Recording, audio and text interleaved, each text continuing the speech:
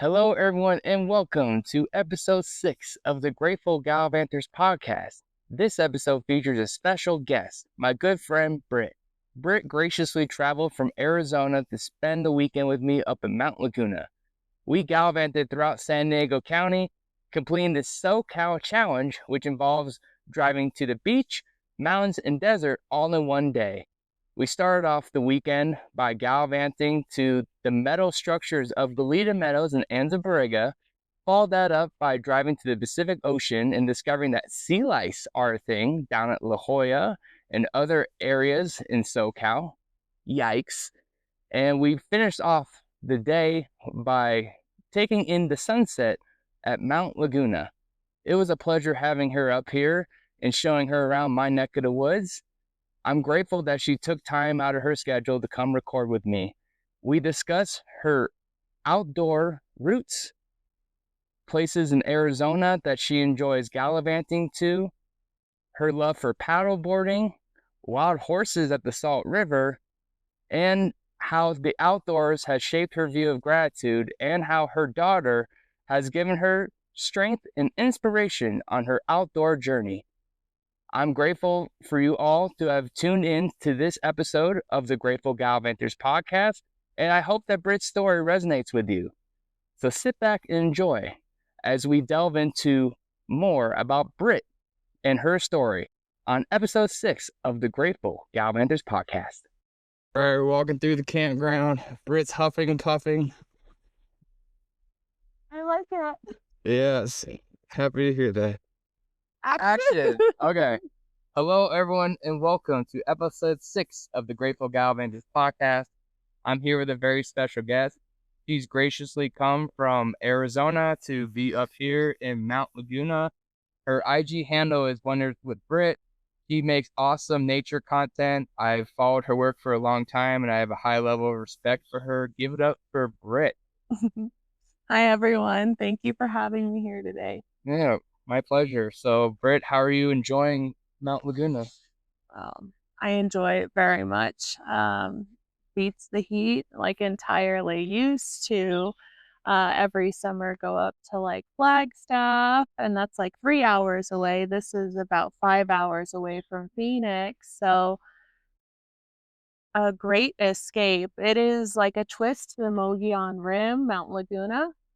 I've enjoyed just seeing the trees and the wildlife and just your knowledge of everything out here at the trails and driving Sunrise Highway. And Yeah, no, I appreciate it. So you brought the Mogollon Rim. What similarities do you see there with Mount Laguna?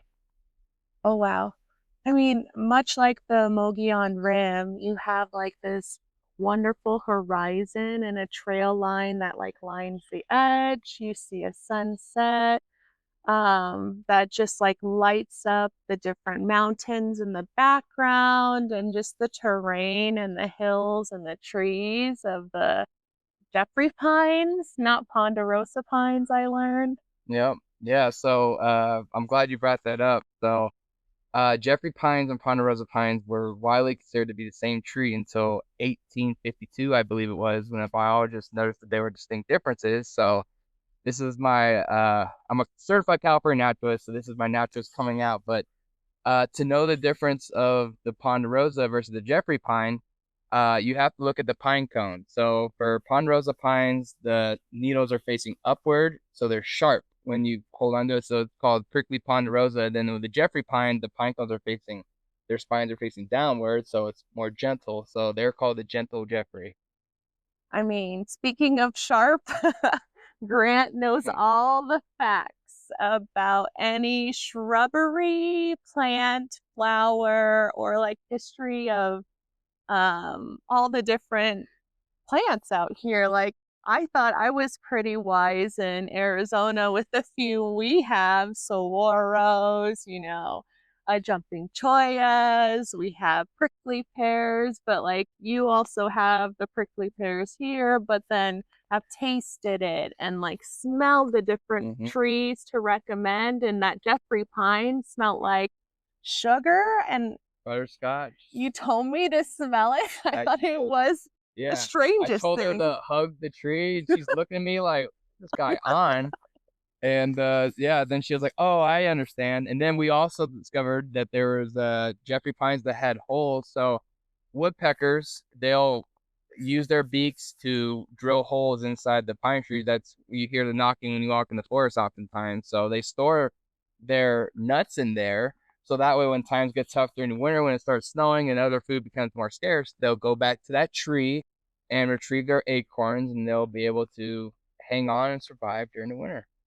And I just like really take that in, right? When you said woodpeckers did little holes and then they stored their nuts in there to keep them safe, but then the plant like has this, parasitic relationship with the acorn because it's not supposed to be there. So the sap like drains out on it. Mm-hmm.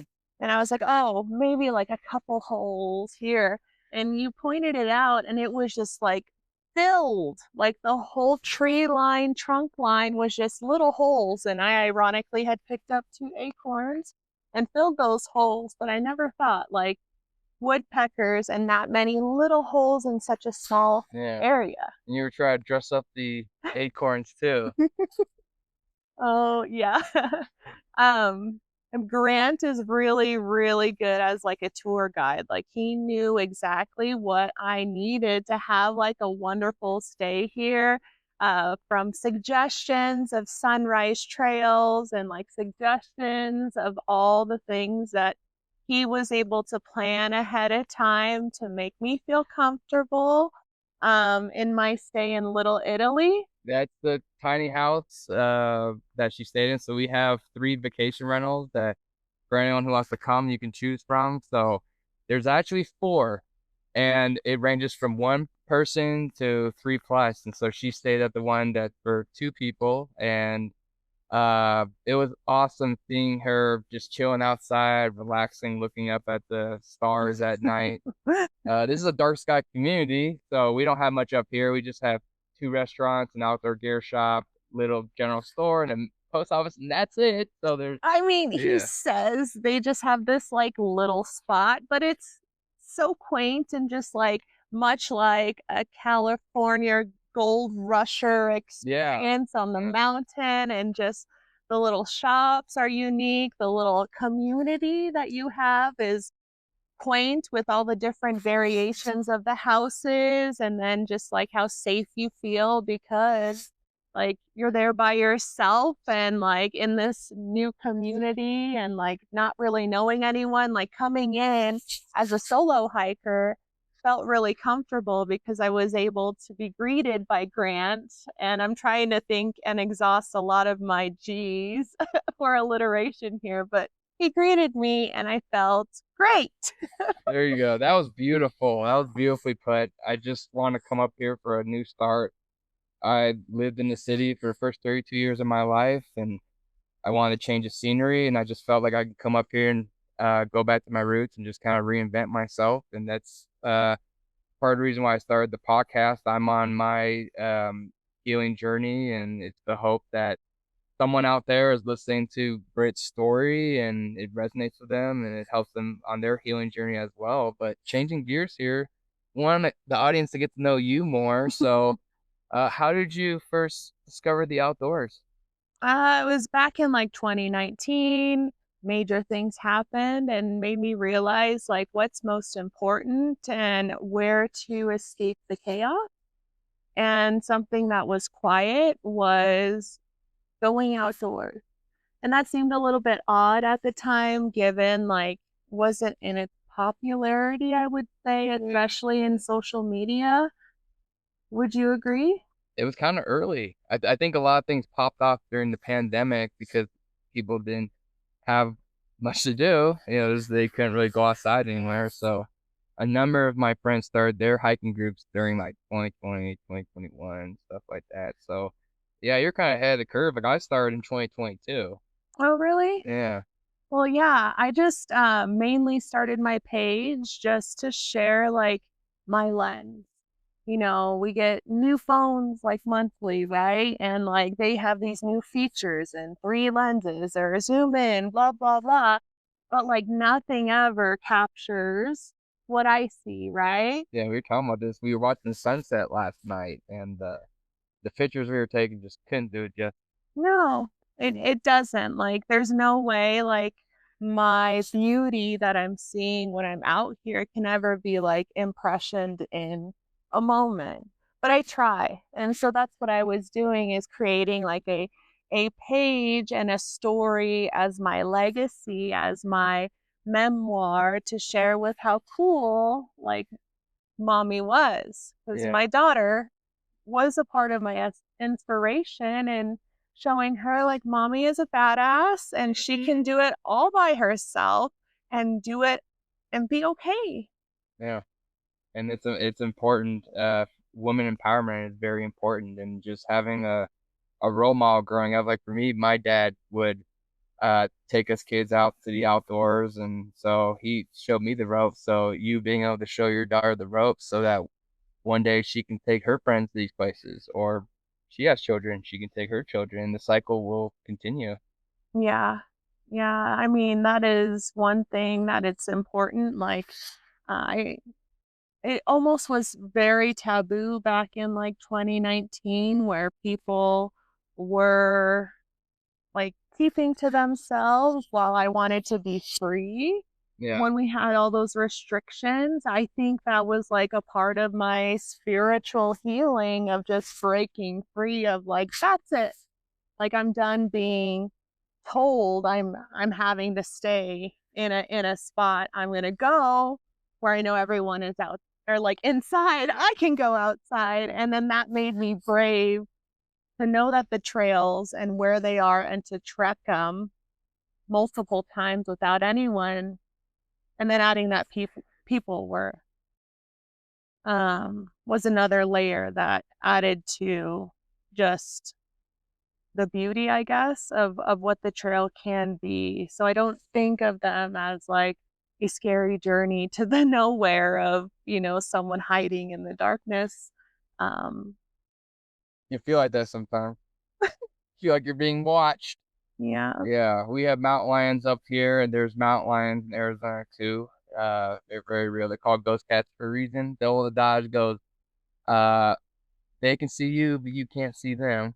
that is true. So, Britt, you had started your outdoor journey in around 2019. Where are some of the places that you are going to?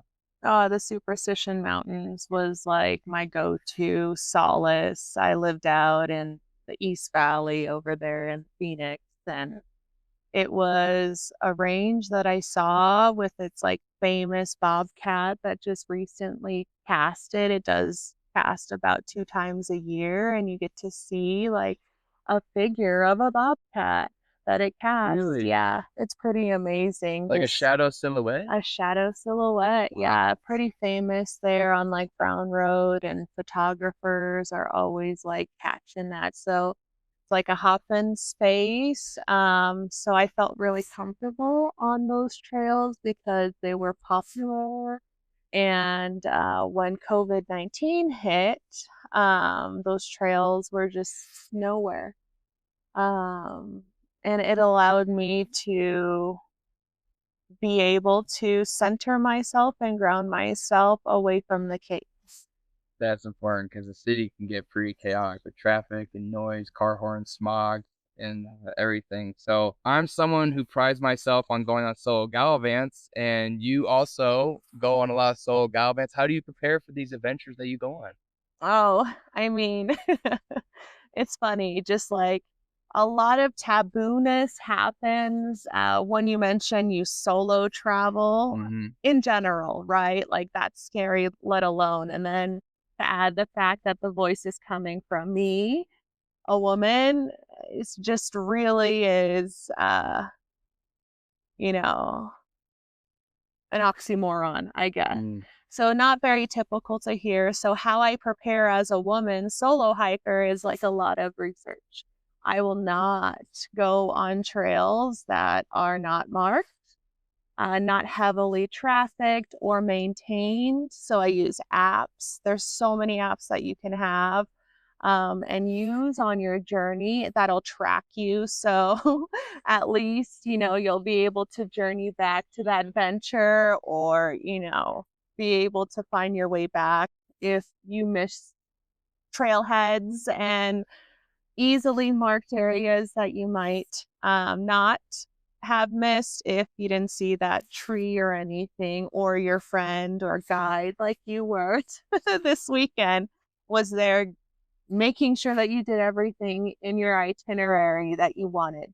Yeah. And we had this discussion yesterday where you like to go back to places multiple times. Tell us about that perspective.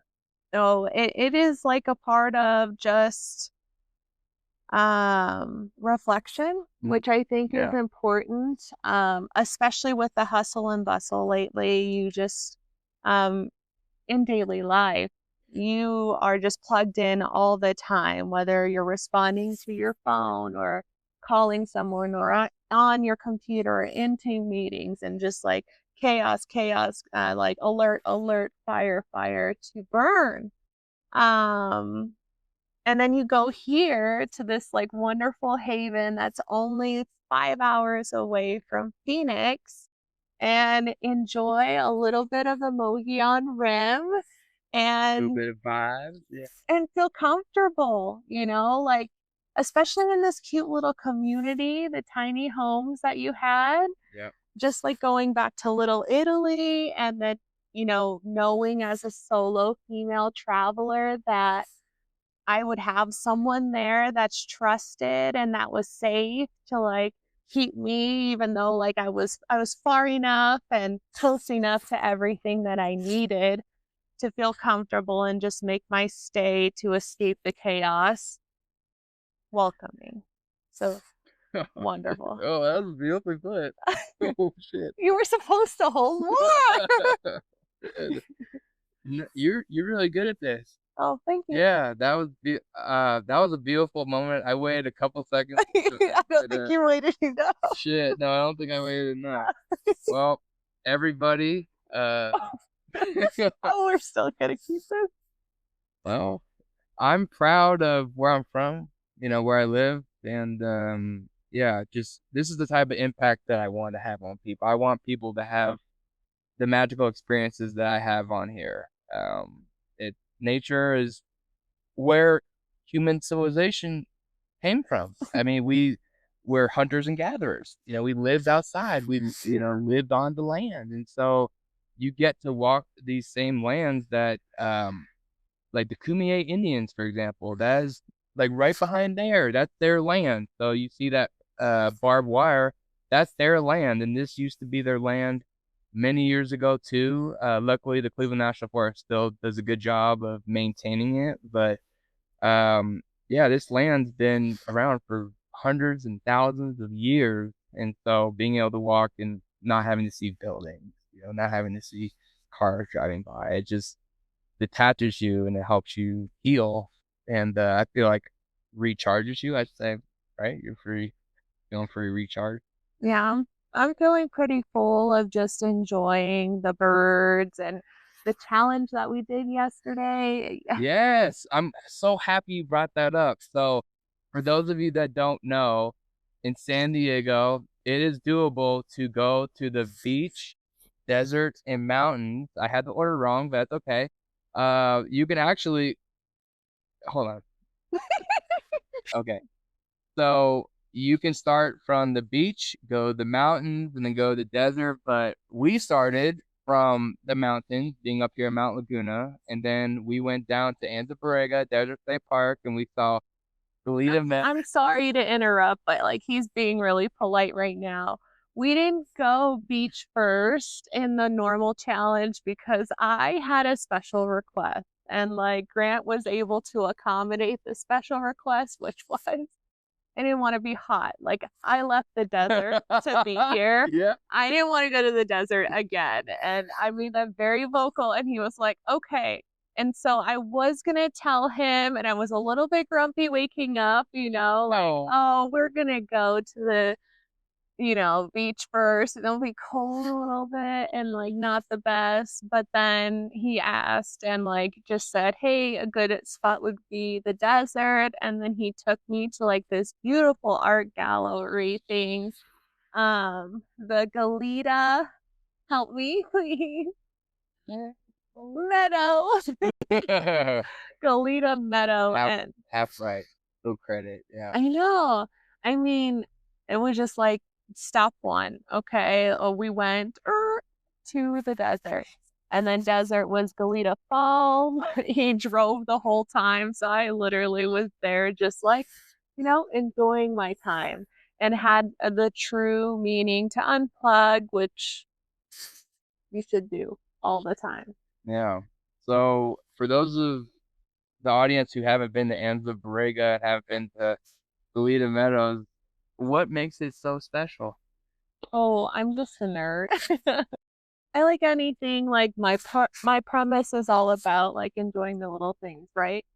Enjoy the little things in life and just see the little things, from the intricacies of the designs of the welding to like the flowers and the snipping, or the feathers and the snipping of the feathers, and like making these rings of the eagle's tails and counting it, of having like 16 different feathers, and how long it took, just the different kind of curiosity that just spurs in nature, just added to that in my art kind of infusion. It was really fun. Infusion, yeah. So piggybanking off that, there are 130 copper structures that are just scattered throughout the desert. And so there's anything from like priests to camels to saber-toothed tigers to dinosaurs, elephants, mammoths. And yeah, they're just scattered throughout the desert. Tigers and bears. Oh my. Yeah. Wizard of Oz, shout Wizard of Oz. But there's one in particular that's my favorite. It's a serpent snake. Some say it looks like a dragon. So that took 4 months to construct. So basically one side of the road is the head of the serpent, and then the front part, and then on the other side is the other side. So it makes it look like an illusion that coming out of the ground, and that took 4 months to create, and it cost $40,000. I'm sorry to interrupt here, but it's just like, I don't think Grant is really giving it justice. The sheer volume of this, while it's 4 months, that's an understatement. Like, you could stand 2 people high. I don't know. I'm not good with my spatial awareness. It was at 12 feet-ish if you're like 6 foot, right? High, of these metal structures that are life-size. Like, I don't think there's a dragon or a serpent that's alive right now. Who knows? Might be in our ocean, Well, who knows what's in there? There's only 20% of known life in the ocean. Yeah. Who knows? But like the placement of it, and like going on the hunt, you could make that a full day thing of finding where all 130 are. But like, we did it, and it was more than enough, because I started to get hot, you guys. And so after that, we then went down to cool off at La Jolla. So we went to the Pacific Ocean, and we went right to where the waves were, and we found out about sea lice. Yeah, tell us about that. Grant found crabs. And he was finding all the crabs in the world, until I started to look at these crabs. And they didn't move like crabs. Yeah, they didn't go from side to side. Clicking their clucking and things. No, they weren't doing that. They were running like beetles head first in. So then I remembered back in my science teacher days, like, oh, I think there are sea lice and they're arthropods, and maybe I should tell him about it. Yeah, and I was a little creeped out. We looked at it later. We came home, and it apparently causes like swimmer's itch, and they irritate the skin. like, oh, thank goodness they didn't do that. But a hard turn here. very hard turn. We're gonna turn it back to the Turn it back, positive. Turn it back. please. Yeah. But going back to the Pacific Ocean, how did it feel dipping your feet and having the waves crash on you? How did it feel? Definitely was really nice to cool me off. Yeah, you don't get that in Arizona. No. Yeah, we really enjoyed spreading out the blanket and being able to take things in. And earlier, some seagulls stole some of my chips, so we're just chilling by the right at the shore. And then she's like, "Oh, Grant, I think they're taking some of your chips." And so I look back and I like had to run, and then the lifeguards are like right there. They're not doing anything. So I'm looking up at them like, "Thank you." Yeah. I figured you'd be faster than me on the hill. There's no way I think I can make it. Yeah. So thank you for some chip, but I turned out later last night I tried to like eat. Yeah, I tried to there's sand. So I had to throw them away. So thank you, seagulls, for taking my chips. But we still had a great time. Absolutely. Yeah. Luckily it was overcast. So I still put on sunscreen. I didn't get some. Yeah, hallelujah. Love how the ocean provides that natural white noise. It just makes it really relaxing being able to just talk. So we just chilled there. We watched people playing games, playing volleyball, and there were so many beautiful people there, and it was really cool. So yeah, next time you come down here, we'd have to explore tide pools. We didn't get a chance to go there where the seals are, but we still had a wonderful time. So you got to see a side that you don't normally see in Arizona, which is the ocean. Normally, you don't see it at all. but bringing up another body of water, you have the Salt River, and you have wild horses there, which we don't have at La Jolla. So tell us about the Salt River, what it means to you.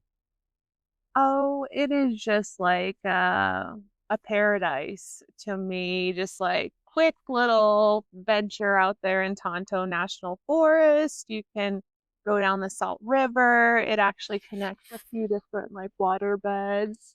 There it goes like from Saguaro to Apache to Roosevelt, and then it like hooks around there. It's a huge channel. Those are all their own lakes, right? Yeah, own lake. Then like one of my favorite places to go out there is like driving the Idaho 88 and just like exploring Apache Trail and just the beauty of it. Most of it is paved now, so like you're able to just take a standard car, but there is a stretch if you're adventurous a little bit. And I only laugh because maybe a adventure might be a synonym for like a risk taker. Then that you can take a car that is not a 4-wheel drive. Off-roading, you need a 4-wheel drive car. Please don't be me. But have a 4-wheel drive car so you can enjoy it to its heightened abilities. Yes. And just see like its mini kind of almost Colorado-ish kind of vibe. Ooh. So like along the river bed, you see it open up bodies of waters minus the waterfall. I haven't been there yet, so I was asking her that. So like I was saying, it's known for having wild horses, and you've seen them. Yeah. Okay. So you see them when you paddleboard. Out there. How's that like? How do you feel paddleboarding in the middle of the lake? Oh, I love it. It's easy. I know there's like trepidation people have about like going on water sports or just like taking out on bodies of water. Make sure that you're always wearing like a life vest that'll keep you afloat. You have like your dry bags and like your safety gear to keep you safe on the water. But after that, just like learning about paddle boards, renting from local companies like Lower Salt River Rentals is like my preferred. I actually know the owner. He has some really good like unique materials. He has like a starter paddle board that is extra long and durable for those who don't feel as comfortable on a board. It's wider, so more stable. You can attach motors to it, but it's a pretty cool area. You can see all types of wildlife, from the wild horses that'll walk in front of you, but they're not like polite, tame horses like we saw today. Yeah, we did. Yeah. Yeah. So this morning we went to Vulcan Mountain, which is in Julian, about 20 to 30 miles north of Mount Laguna. And we wanted to go to that hike because the views from the top are amazing. You can see a plethora of peaks. You can see the ocean, but much like the weather now, it was drizzling and raining a little bit this morning, so we had to cut it short. But on the way up there, we saw a horse that was next to a fence that was scavenging on some apples from a nearby apple tree, and Britt actually fed the horse. I did. Yeah. How are you? What was going through your head at that moment? What was going through my Yeah. head? A horse was hungry, and I needed to give it an apple. So I saw that the horse was there, and I was ready to give it an apple. And it took like 3 attempts, because I wanted to make sure that the horse was able to see where the apple was. But yeah, a wonderful experience in that cute little town, Julian, and just like all the little country towns that just give you like a feel of like Ouray, Colorado, like a little country town that is just so quaint and just like an escape from the bustle. That's a perfect word to describe it, is quaint. And we also shared something that's very popular there is apple pie. Apple pie. Yeah, apple pie, apple cider. There's a bunch of different places that you can pick apples. Like, that's what Julian is known for. So we shared a apple crumble caramel pie, and we got to see the baker go and glaze. Yeah, with carrot. That was so satisfying. Yeah, like 3 or 2 times. I feel like 2 times. Yeah. Yeah, so she's got a lot of leftovers. I do. But I am grateful because that was delicious, and thanks for reminding me of it, because it felt like we did so much today, but it didn't feel like we did it in a day. Yeah. So it was nice. So we were discussing our hike in June to Mount Humphreys, which is in Flagstaff. It's the tallest mountain in Arizona, at 12,900 feet approximately. And it actually used to be 16,000 feet, but then a volcano lopped off about 4,000 feet from it. So it's only 12,900, which has been my highest peak. But being with us, Ivan, Hikes and Mikes, wonderful, jovial guy, always fun to be around, makes an excellent podcast. That's been going for over 11 seasons now. Shout out to Ivan. Wow. Yeah, and then our good friend Becca, who's one of the more talented photographers on IG. Amazing. Always fun to be with. And then Kelly, AZ Outdoorsy Duo. Becca was I.M.Becca. I gotta give the handles. Yes. You're so good at remembering things. Yes. Yeah. Well, we've been following each other for a while, and so Kelly, AZ Outdoorsy Duo. She goes on hikes with her dog Kai, who is from the Turks and Caicos. This is a rare dog. They're only found there. And she's going to be on the pod in October, so I'll let her gush more about her wonderful fur baby, who I haven't met yet. But he's very friendly from what I hear. So I think we'll get along. But I just wanted to give the other attendees their flowers. And then Jared, who is Becca's partner, and Joe, who is Kelly's partner. Got to give them their flowers too, even though they don't have a social media presence like we do, but they were very much with us. So amazing. Yeah. Yeah. So bringing it home, what was that experience like for you? Just very humbling, in a sense, of just the camaraderie among like-minded people who are naturalists, in a sense, that appreciate the beauty around us every day, and making the most of it. So being humbled and just like seeing that there are others that are like me and I'm not the only one out there, was what I took away, of just, hey, people can still be there for you, and be there for you just in general if you rely on them and allow it. Yeah, that's beautifully put. And so we're all people that were strangers at one point, but we developed a connection through Instagram and fostered that connection to meet in person. And I love it when people from hundreds and hundreds or thousands of miles away from each other can meet in person and bond. And it's so hard to make friends these days. Like when we were kids, we can just go to the sandbox and boom, right? It was literally that easy. But as an adult, it's a lot harder. So to people that are looking to make friends in the community, they're looking to go and meet new people on hikes, what would you tell them? Um, Stop being afraid, I guess, like going back to where you were talking to me about like paddle boarding and, how I got started and, you know, my kind of fails in the beginning of just getting stuck or falling off and like how that would freak me out and like give me anxiety of just like rounding the corner, knowing that's the one that I ate it and I don't want to eat it again. And like, just okay, like, Britt, you're going to do it. Just like suck it up and do it. Like, it's going to last just for a little bit, but it won't last forever and you'll be okay.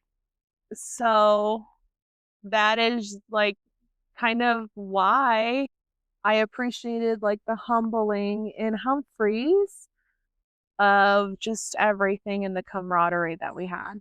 Yeah, we had a lot of fun and it was tough. We endured 40 to 50 mile an hour winds and then got the 70 at the summit. Hurricane forces, we didn't stay very long. And so we made our way back down and Britt was there to greet us. She was our cheerleader and she had made friends with another guy who also stayed back. But yeah, it was just awesome seeing her there. And then we all celebrated together. And then we ate at a local restaurant after. And we got to talk to each other about all the funny things that happened during the trip. Like, for example, y'all were clowning me for eating my leftovers on the trail. I had country fried egg and pizza. Like, I need my protein. And they were like, oh my gosh, you brought that? I was like, hell yeah. Yeah, you were definitely just a highlight on the trail and just like the trails that we took this weekend that you recommended. And you're just so kind because you said that we chose them together when in fact it was like you that asked and called ahead and like said, hey, like, what are the needs that you have available to you? And like, how can I make this experience the most of you? Because like, visiting and being a solo female traveler here in Mount Laguna that's so far away and like that stretch of road that can be dangerous and scary at times, but like Yep. knowing I'm coming to somewhere where I at least know someone, and that's like where you can meet your friends, is like taking the risk and like doing something that makes you afraid. That's beautifully put. And I think that's a good point for us to transition to our quick hitters. Okay. So, what's one thing, and I'm going to preface this by saying that gratitude is a theme that we like to center on this show because gratitude produces a lot of positive things, positive opportunities. So, with that being said, what's one thing that brings you gratitude? Today in this moment is the slight pouring of the rain, and then like this little bird that is like chirping behind you and continues to drink in this like fresh water well, which I found out on the PTC just has like it's like a grid system, like in the Mogollon Rim, just having like different areas that are kind of similar but not, and just the greatness of the forestry and the Jeffrey Pines. Just really, really nice. Yeah, so the Pacific Crest Trail is the trail that you would take from Mexico to Canada. And so right right in front of us, some legends have hiked this trail, some record breaker. It's humbling walking here. And so what you're seeing here is a water well. And so you have animals that will use it when the rains come. So a couple weeks ago, I documented actually twice a gray fox coming. Mm-hmm. So that was a real treat. But yeah, that brings me gratitude, is being able to see that there's animals out here that are thriving and that are living off the land. So another question that I have for you is, what's one quote that gets you through a tough day? One thing that gets me through one quote would be here now.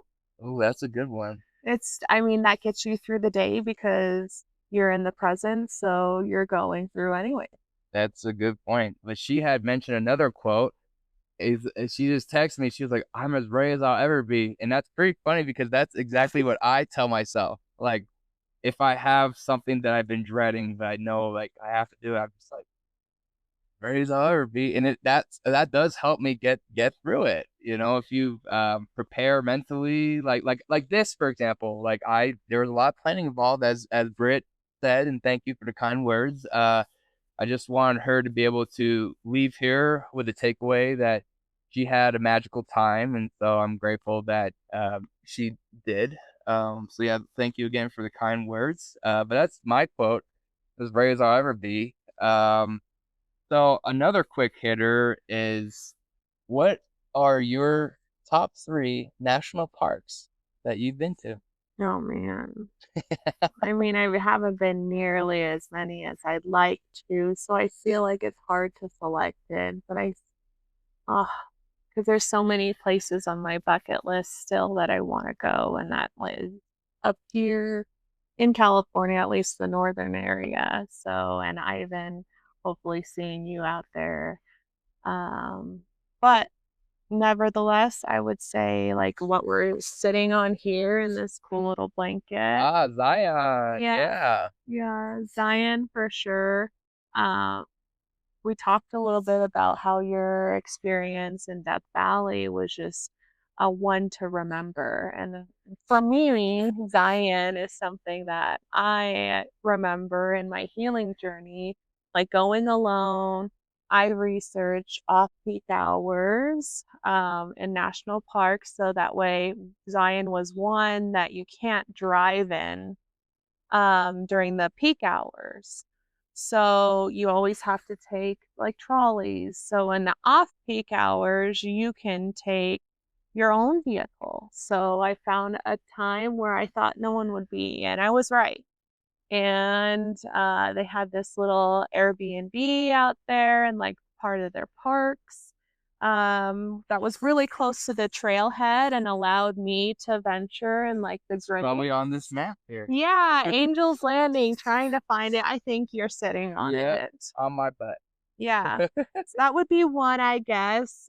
Just because doing Angel's Landing, I did it once, like for the last 3 years, 4 years maybe, something like that. And just like seeing my growth, not just physically, but just like mentally, emotionally, and spiritually, just like calming myself and like, I remember I stopped at that one point, or between this point and that point, had used to stop like 10 different times, and now I'm like at 3 different times. And where was I in that thought during that? Am I thinking positively? So that's a part of like my little tidbit that I'll give you of my healing journey of what I do in my Brittany brain to make myself, center and present and here now. She's so good at this. She's so articulate and intellectual. I absolutely love it. I have not been to Angel's Landing myself, but I've been to the poor man's version, which is Canyon Overlook Observation Point. It goes by multiple names. It's a mile round trip. It is nice. Yeah, it's nice, but to what you were alluding to when we were talking about this yesterday, with Angel's Landing, you get the other part of the canyon. That's the view. So I would like to do that one day, and who knows? May happen next year. I've been there 6 times already. I'd be down for a 7th. Yeah. Yeah.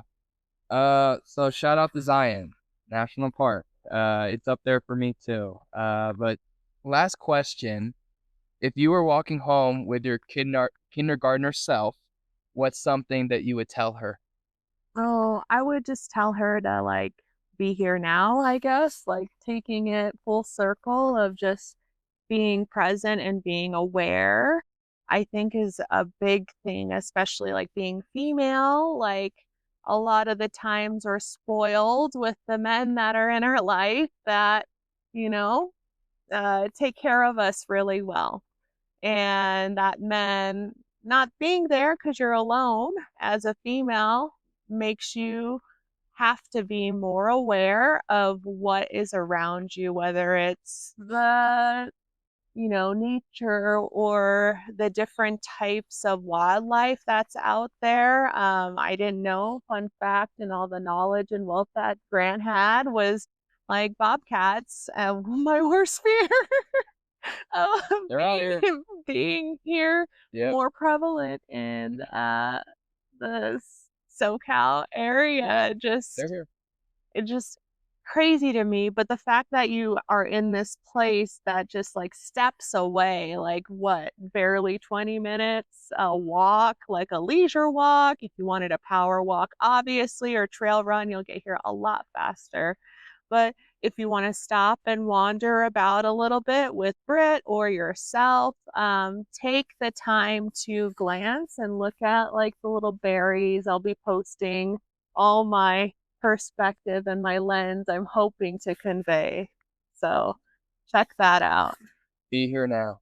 Yeah. And you are here now. Yeah. And we've had a wonderful weekend. So I just want to thank you, Britt, for coming here and visiting me. It's been a magical weekend, and I'm grateful that you felt the magic of Mount Laguna too. So with that being said, we're going to sign off, everyone, for episode 6 of the Grateful Gallivanters Podcast. Oh, I have 2 fingers.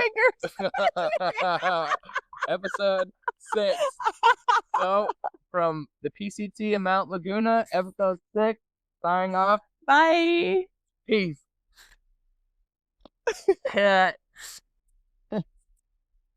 The hero of the...